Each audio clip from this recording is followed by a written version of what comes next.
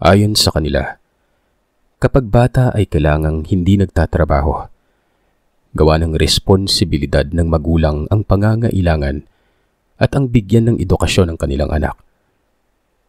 Pero paano kung ang magulang ay nakikita ng mga anak na naghihirap? Papanoorin na lamang ba o magtatrabaho para makatulong sa kanila? Mapagpalang araw sa iyo, Sir Seth, at sa lahat ng mga kagiliw na tagapakinig. Ako si Rios, at kagaya ng iba, ay may karanasan din ako kasama ng aking ama na si Joel at ang nakababatang kapatid na si Zach sa kababalagan. At para mas maintindihan ninyo ang nangyari, sisimulan ko ito sa uri ng aming pamumuhay. Payak kaming namumuhay sa isang barangay sa probinsya ng Capiz. Nasa 9 na taong gulang lamang ako nang nagsimula akong tumulong sa aking ama sa pagtatrabaho sa palayan na kung tawagin sa amin ay uyapad. Kapag wala namang trabaho sa uyapad ay sa taniman naman na mais kami nagtatrabaho. Bakyad naman ang tawag doon. At kung wala pang anihan ng mais ay sa taniman naman ng tubo kami nagtatrabaho. Kampo naman ito. Pero ang pagtulong ko kay tatay ay tuwing Sabado at Linggo lamang. Ayaw kasi ni tatay na lumiban kami sa klase, lalo na kung may pagsusulit sa eskwela. Isang hapon ay niyaya ako ng kaibigan ko na si Romel na pumunta sa bakanting lote. Malakas ang hangin ng hapon na yun kaya masarap magpalipad ng saranggola.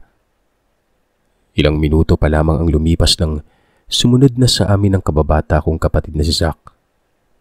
Gusto niya ring maglaro kasama namin kaya hindi namin namalayan na nagdidilim na palang paligid nun.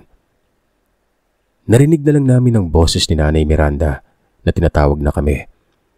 At base sa kanyang boses ay alam namin na galit na ito sa amin. Yari tayo kay nanay, kuya, wika ni Zach, habang niyaya na akong umuwi na. Sinabihan ko naman si Romel na umuwi na dahil magagabi na. Dahil kung si mama ay walis tingting ang ginagamit niyang pamalo sa amin nun. Iba pa naman kung makapanakit ang nanay ni Romel. May stick kasi ito na gawa sa Chinese bamboo. At yun talagang ginagamit niyang pamalo kay Romel at sa kanyang kuya. Mula sa bahay ay kailangang tumawid ni Romel ng isang pilapil sa palayan para marating ang kanilang bahay. At kapag pinagalitan sila ng kanilang nanay, malinaw naming naririnig yung sa bahay. Lalo na kapag nasa balkonahe kami nagtitipon-tipon na mag-anak. Pinapagalitan din naman kami ni nanay dahil takip silim na kami umuwi mula sa paglalaro. Ganun pa man ay hindi niya kami pinapalo. Dahil sa nakapag-igib at nakapag-ipon na rin kami ng panggatong bago pa man ako nakipaglaro nun. Pero itong si Romel, naglalakad pa lamang ito pa uwi sa kanila. Pero ang nanay niya na nasa kabilang dulo na ng pilapil, may bitbit ng pamalo. Kahit si Zach na hindi naman pinalo ni nanay ay napaiyak na makita niya kung paano pinalo si Romel. Pero tila ba sanay na ang kaibigan namin sa pamamalo ng kanyang ina. Hindi man lamang kasi namin ito narinig na umiyak. Nung una yon, dahil makalipas lamang ang ilang minuto, doon na bumulahaw si Romel, kasabay ng mga galit na boses ng kanyang ina. Habang kami naman ni Zach ay tila ba nakukonsensya na sa pagpalo kay Romel noon. Pero nawala naman yun ang sinabi ni tatay na buong araw palang hindi nakauwi ito. Pagkatapos kasi nitong maligo sa ilog kasamang ibang kautaan na kabarangay din namin. Pinauwi ko na yun kanina. Umuo naman pero hindi pala umuwi. Kaya ayan, napalo talaga. Sa lugar kasi namin noon kahit sinong matanda ay pwedeng pagsabihan ng kahit kaninong anak. Basta para lang sa ikabubuti ng mga ito. At yun ang ginawa ni tatay kay Romel.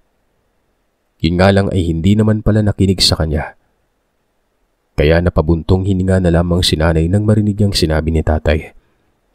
At ang nangyari noon, kami naman ang pinagsabihan ni nanay na kailangan naming makinig sa mga nakakatanda sa amin. Tumango naman kami ni Zach sa mga sinabi ni mama. Nang gabing yon, Maaga pa kaming natulog.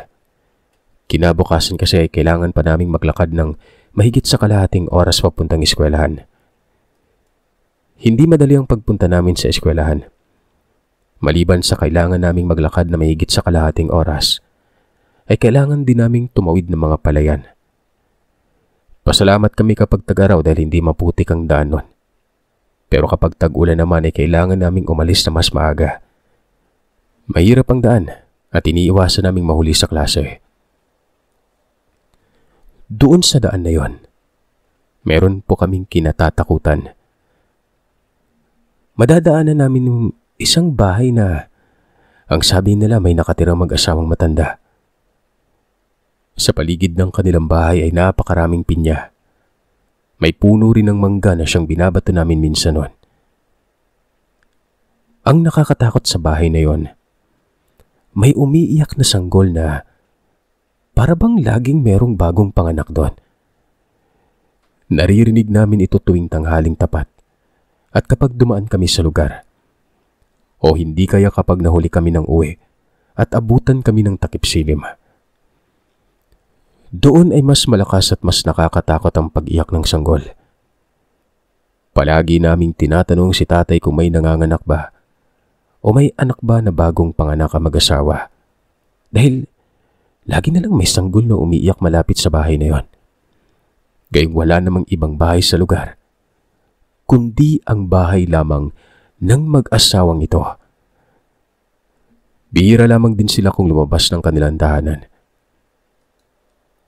Isang araw noon, sakto sa tamang oras ng aming paglalakad papuntang eskwelahan, ang pagdating ni Romel sa bahay kasama ang kanyang kuya Dandy, na noon ay nasa ika-6 na baitang. Kami nasa ika-4 na baitang pa lamang. Tinanong pa namin si Romel kung kumusta na yung pakiramdam niya. Napalo na naman kasi siya ng nanay niya kahapon. Ayos naman ako, tol. Kasalanan ko din naman yon. Habang nagsisimula na kami maglakad, kinuwento sa amin ni Romel kung ano ang ginawa nila kasama ng ibang kabataan sa ilog noon. Nanguha daw sila ng tulya at susong pilipit pero ang mga sinamahan niya ay hindi man lamang siya binigyan kahit konti. Sinabihan naman siya ng kanyang kuya Dandy na leksyon na sa kanya yon. Sa susunod ay wag nang basta-bastang sumama. Ayan tuloy, napalo na naman ito ng kanyang ina. Hindi na lamang sumagot si Romel sa kanyang kuya. Pagdating namin sa eskwelahan ay tama lamang na nailapag namin ang aming bag sa upuan. At tumunog na ang kampana noon para sa pagpataas ng watawat. Kaya pumunta na kami sa bakuran kung saan idinadaos ang pagtataas ng watawat na ito. Maayos naman na natapos ang pang-umagang klase. Dahil sa layo ng aming nilalakad ay nagbabaon kami ng kanin at ulam. Sama-sama kaming kumakain sa eskwelahan. Matapos ang aming klase, pinuntahan kami ng kuya Dandy at sinabihan na huwag umalis sa eskwelahan at pumunta sa kung saan-saan noon. Kailangan niyang umuwi dahil nakalimutan niya ang baon niyang kanin. Siya kasi ang parang kuya na rin namin na tumitingin sa amin sa eskwela. Sumang-ayon naman kami sa sinabi ni kuya Dandy noon. Muli nitong sinabihan si Romel na umalis. Sinabihan niya rin kami na isumbong namin sa kanya kapag umalis ito at pumunta sa kung saan. Tumango naman kami sa sinabi niya kaya dali-dali na itong umalis sa tumuing mag-isa. Samantalang kaming tatlo naman ay inilabas na namin ang aming baon at nakisabay na rin sa iba naming kaklase. Kinahapunan, hindi namin nakita si Kuya Dandy. Pinuntahan namin siya sa kanyang silid-aralan.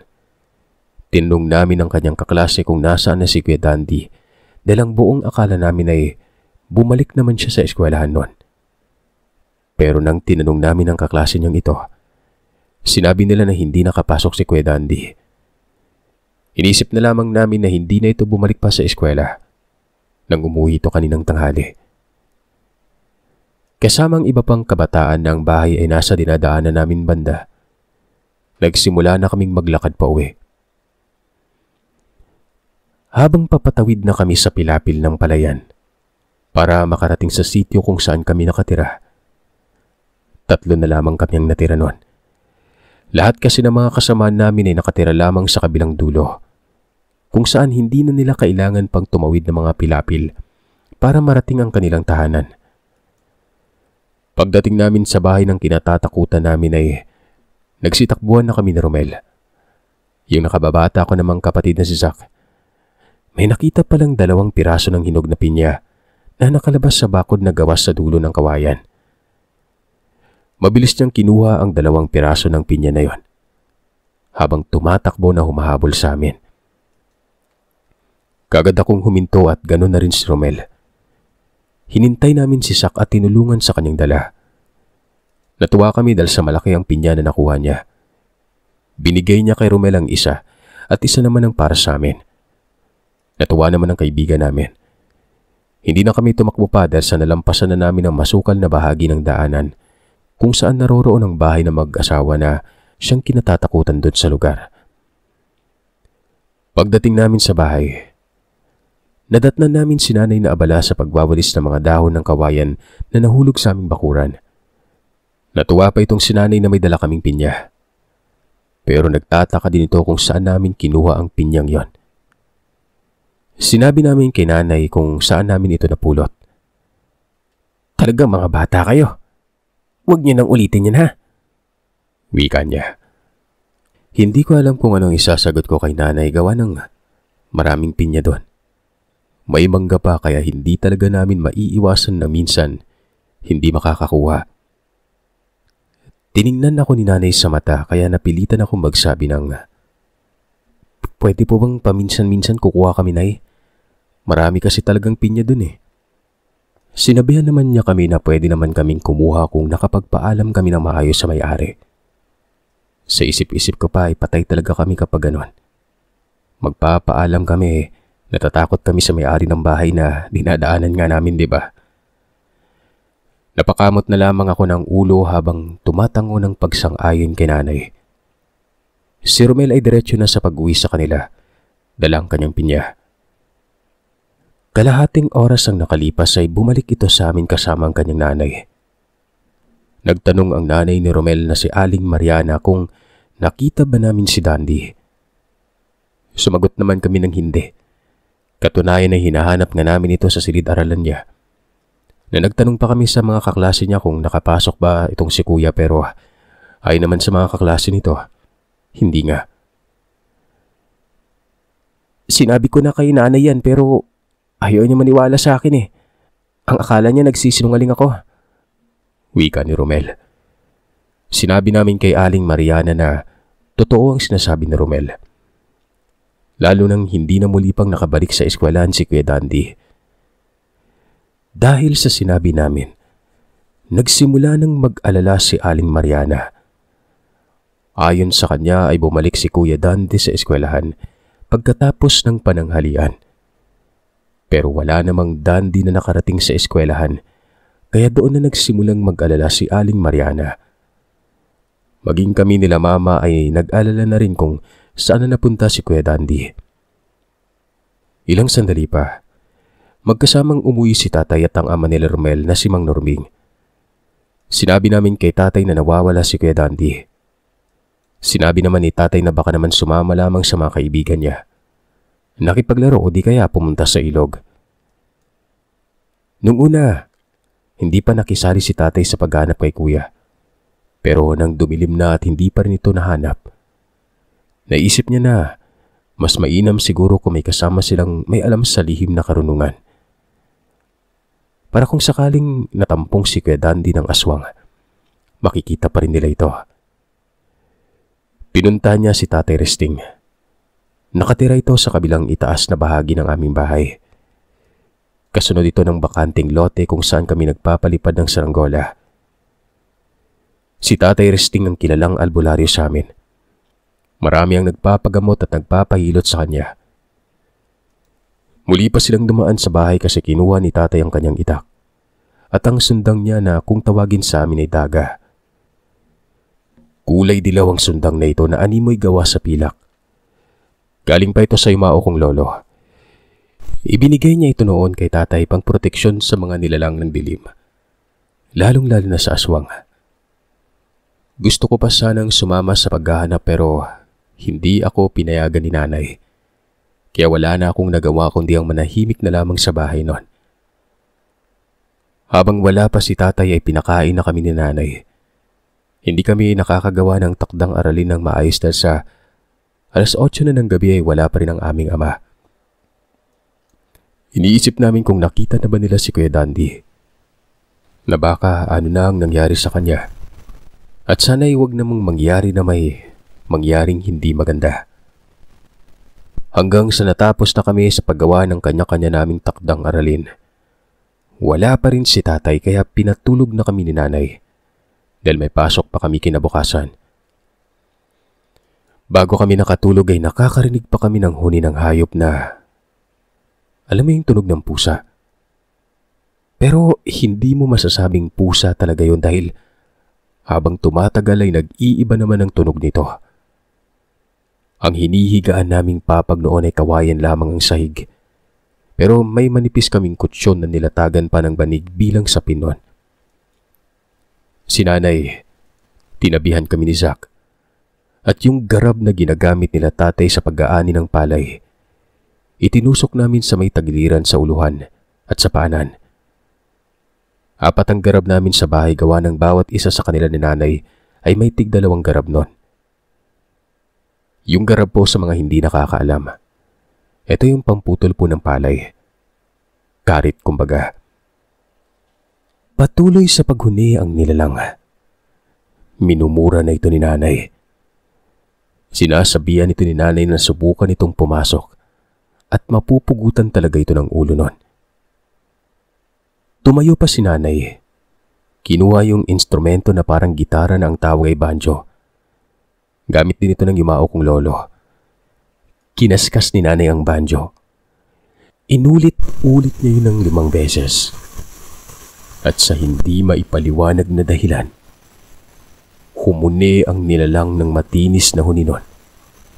At ilang sandali pa, malakas na huni ng wakwak na ang aming narinig.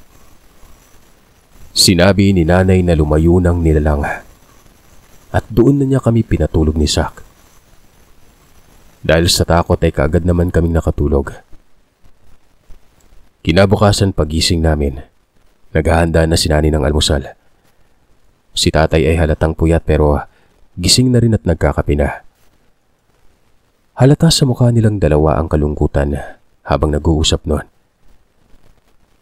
Ayon kay tatay, wala na umano si Kuya Dandy. Siyempre gulat na gulat kami ni Zack noon. Tinanong namin kung anong nangyari. Kung nakita ba siya kagabi o kung nawawala pa rin ba ito. Patay na yung Kuya Dandy ninyo. Nakita namin siya kagabi sa kanal sa ibabang bahagi ng bahay ng mag-asawang kinatatakutan nyo. Nalunod sa napakababaw na tubig doon. Mahabang salaysay ni tatay habang umiiling-iling pa. Natigilan kami ni Zack sa sinabi ni tatay noon. Hindi kami makapaniwala sa sinabi sa amin ni tatay. Araw-araw naming dinadaanan ng may hindi kalakihang kanal na yon. May tulay doon na gawa sa kawayan para maayos kaming makatawid papunta sa kabilang bahagi ng Pilapil. At ang kanal na yon, hindi napupuno ng tubig. Maliban na lamang kung sunod-sunod ang malakas na pagbuhos ng ulan at kapag may bagyo. Pero sa ganung panahon na hindi naman umuulan, malapit na nga yung tag-araw noon talagang konti yung tubig sa kanal na ito. Kaya para sa amin ay napaka-imposibleng malunod ni Kuya Dandy sa kanal na yon. Napakababaw at hindi naman talaga umulan. Hindi na sinabi ni tatay sa amin kung ano pang ibang nangyari kagabi. Ayon sa kanya ay saka na lamang niya sasabihin kung ano pang iba pagbalik namin galing sa eskwela. Wala naman kaming nagawa pa ni Zack kundi ang maglakad na papuntang eskwelahan noon. Hindi pumasok si Romel ng araw na ito. Kaya napag-usapan namin na hindi kami dadaan sa kinatatakutan naming daanan mamayang hapon. Mas pinili naming dadaan na lamang sa kabilang daanan noon kung saan mas maraming bata ang maaari naming makakasama. Ang problema nga lang ay mas malayo ito kasi sa shortcut naming daanan. Ganun pa man, okay na yon. Ang importante, ligtas kami. Yun nga lang, bigla ang nagpatawag ng pagpupulong ng mga guro ang eskwelahan. Pinauwi kami ng tanghali. Tila ba nawala sa isip namin ni Sak ang aming napag-usapan kaninang umaga. Namalayan na lamang namin ang sarili na nasa shortcut na. Nung nasa gitna na kami ng palayan, pareho kaming kinabahan at natakot. Ganun pa man ay hindi na kami bumalik pa. Napag-usapan na lamang namin na tatakbo na lamang kami kapag nakatawid na kami sa kawayang tulay. Pero takang-taka kami noon. Hirap na hirap kaming makausad mula sa gitnang bahagi ng pilapilan na iyon. Para bang may pumipigil sa amin sa paglalakad. Ganun pa man ay nilakasan namin ang aming loob. Mas nagmamadali kami sa paglalakad. At nang makatawid na kami sa kawayang tulay, doon na kami nahirapan sa paglalakad noon. Tanghaling tapat ng oras na yon. Masakit ang sikat ng araw.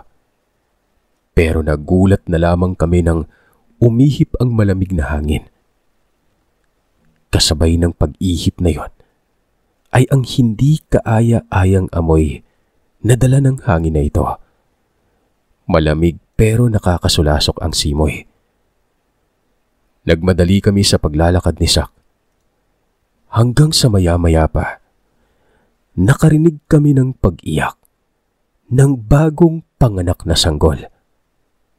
Yung tunog dito, yung nakakaawa pero nakakatakot. Doon pa lamang kami kumilos noon. Mabilis na tumakbo.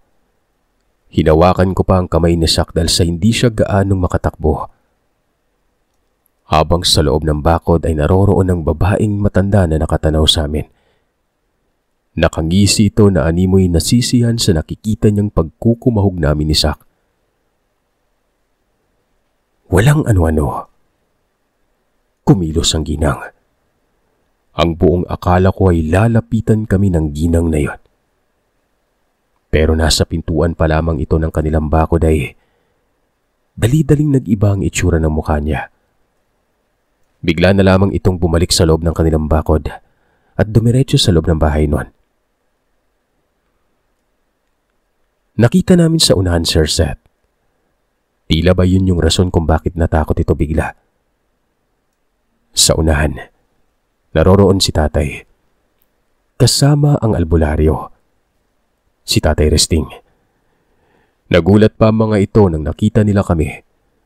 Kaagad kaming nilapitan ni tatay at nag-alala ito nang makita niyang animoy nanginginig si Sak sa takot. Nang buhati na saan ni tatay si Sak, doon lamang namin nakita na umihi na ito sa kanyang short. Ganun pa man ay binuhat pa rin ito ni tatay. Tiningnan ni Tatay Resting ang bahay na mag-asawa. Pero wala na nga yung matandang babae sa labas ng kanyang bahay. Kaya hindi na lamang tinuloy ni Tatay Resting ang pagpunta doon. Talagang matinik ang mga yan, no? Darating din ang araw at mahuhuli ko rin kayo. Wika pa ni Tatay Resting noon. Habang naglalakad kami pauwi sa bahay, wala akong imik. Nasa likuran ako ni tatay at sa pinakahuli naman namin ay si Tatay Resting. Pagdating namin sa bahay ay narinig naman namin ng mga tao sa bahay nila Romel. Aba lamang ito sa paggawa ng tolda na siyang silungan ng mga tao na nakikipaglamay. Nakakalungkot ang nangyari sa aming kaibigan. Halos lahat kami hindi makapaniwala sa nangyari. Sinabi ni Tatay Resting na bago pa man ilibing si Kuya Dandy, malalaman namin kung talaga bang nalunod ito o may nangyari pa sa kanya na hindi nakikita ng normal naming mga mata. Pagkatapos ng ilang araw ay nakatakda ng ilibing si Kuya. Bago pa man ito dalhin sa simbahan, pinagtulungan nila tatay at ng iba pa naming kapitbahay na padaanin ang kabaong sa bintana. At habang dinadaan nila ang kabaong na yon, panay ang pag-uurasyon ni Tatay Resting ng mga buhay na kataga. Hanggang sa tuluyan ng maitawid sa bintana ang kabaong at nang mailapag nila yon sa lupa, doon na unti-unting nag-iba ang itsura ng katawan nitong ni Kuya Dandy. Unti-unti itong pumayat hanggang sa tuluyan na itong naging lantang katawan ng saging. Ganoon na lamang ang pag-iyak ni Aling Mariana at ni Romel. Maging kami na nakikilibing at napalapit na rin kay Kuya Dandy. Hindi napigilang napaiyak ng malakas noon. Maliban sa naaawa kami sa maaring sinapit niya, natakot na rin kami na baka isa sa amin ang isunod ng kung anumang nilalang ang bumiktima dito. Hindi na kami pinapayagan ni tatay na dumaan pa sa shortcut na ito, kung saan nalunod sa napakababaw na kanal si Kuya. Dahil sa takot ay sinunod namin ang gusto ni tatay. Patuloy pa rin hinahanap ni Tatay Risting ang nilalang na may kagagawan sa pagkamatay ni Kuya. Pero 1 linggo na ang nakalipas noon. Hindi pa rin ito nahuhuli. Hanggang sa may isa na namang bata ang namatay sa naturang kanal. Hindi taga sa amin ito. Taga kabilang barangay ito. Iba ang kanilang relihiyon kaya ang magulang ng bata ay hindi naniniwala sa mga ganon o mga nilalang, kagaya ng mga lamang lupa, engkanto at aswang. Lalo na't na mga panahon na yon ay umulan ng malakas nung gabi na ito. Kaya naniwala ang magulang ng batang yun na aksidenteng nangyari sa kanilang anak. Hanggang sa isang araw, may nag-aani ng mais noon. Isa si tatay sa mga nakiani. Medyo malapad ang parte ng kanyang naani. Kaya lang ay kailangan pang balatan yon at takutin sa isang lugar kung saan nabibilang ng may-ari. At doon pa lamang si tatay magbibigyan ng kanyang parte sa pag-ani na ito. Sa pagbabalat ng mais ay gusto kong tulungan si tatay. Pinapayagan niya naman ako dahil madali lang naman ang pagbabalat ng mais noon. Pero yun nga, kailangan naming gumising ng 1:00 ng hating gabi para pumunta sa bakyad. Maging si Sak ay nagpumilit na sumama sa amin ng gabi yon. Pinayagan naman ito ni tatay.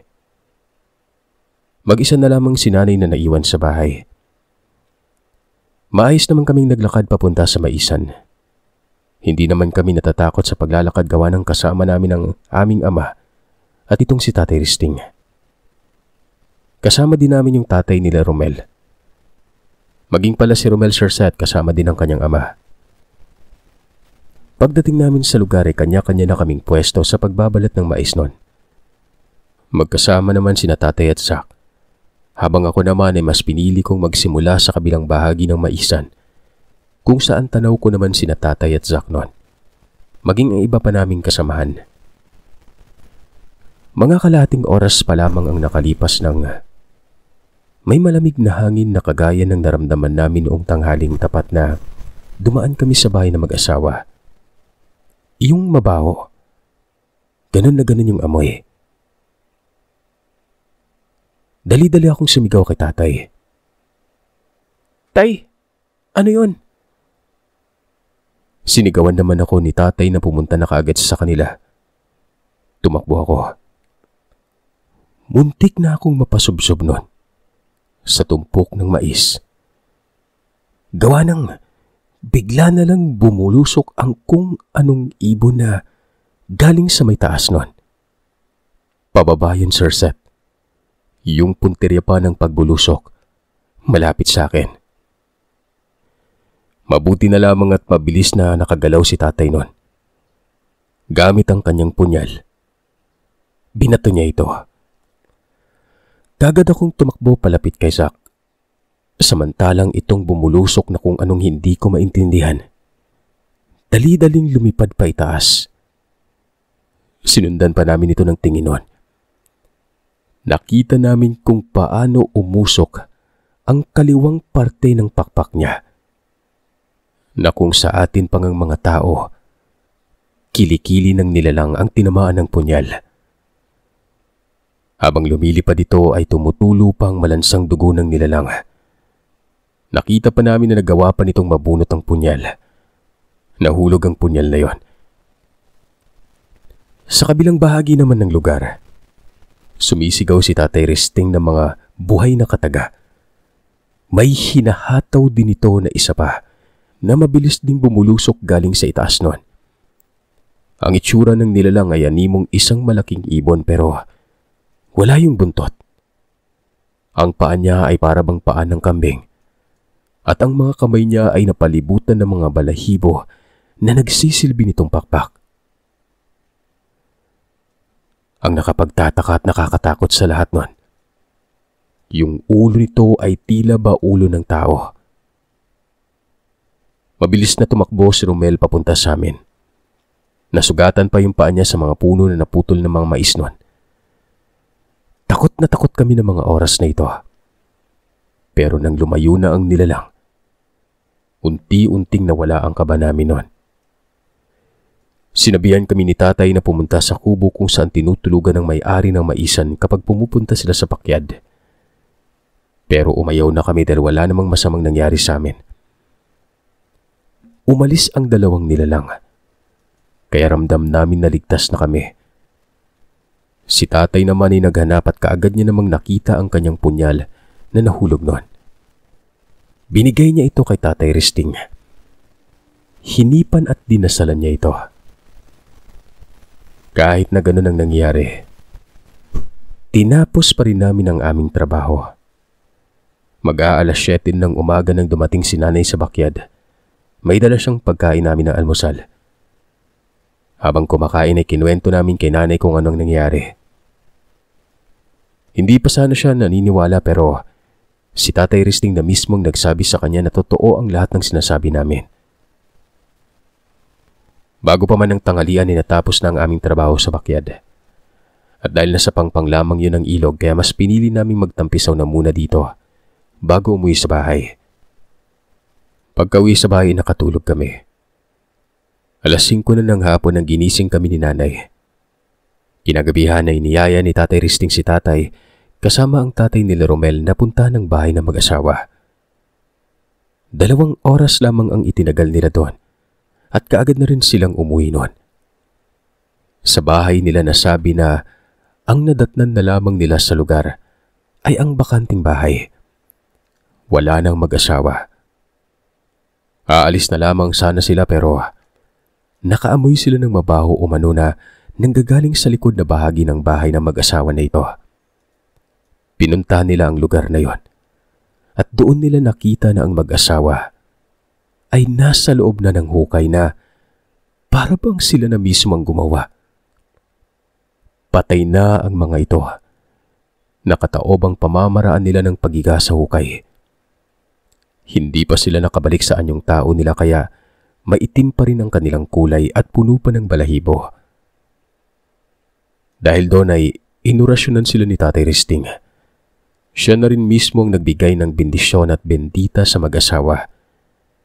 Pagkatapos ay sila na rin ang tumambak sa 2 katawan na nasa hukay. Binalot ng sabulag ni Tatay Risting ang hukay na kinaroroonan ng mag-asawa. Nang sa ganoon ay hindi na ito makita pa ng mga tao. Kinalaunan, nawala ng kinatatakutan naming mag-asawa. Pero ang umiiyak na sanggol sa lugar ay hindi pa rin nawawala. Kinatatakutan pa rin ng mga tao ang dumaan sa lugar sa mahabang panahon. Hanggang sa lumipat na lamang kami ng tirahan sa bayan at magmula noon ay hindi na kami nakabalik sa lugar. Wala na akong naging balita kung naroroon pa rin bang iyak ng sanggol na ito na siyang kinatatakutan namin mga kabataan. Ganun pa man ay nagpapasalamat ako na lumaki kami ng maayos at wala nang ibang bata na nabiktima ng kanal sa pamamagitan ng pagkalunod kahit sa napakababaw na tubig.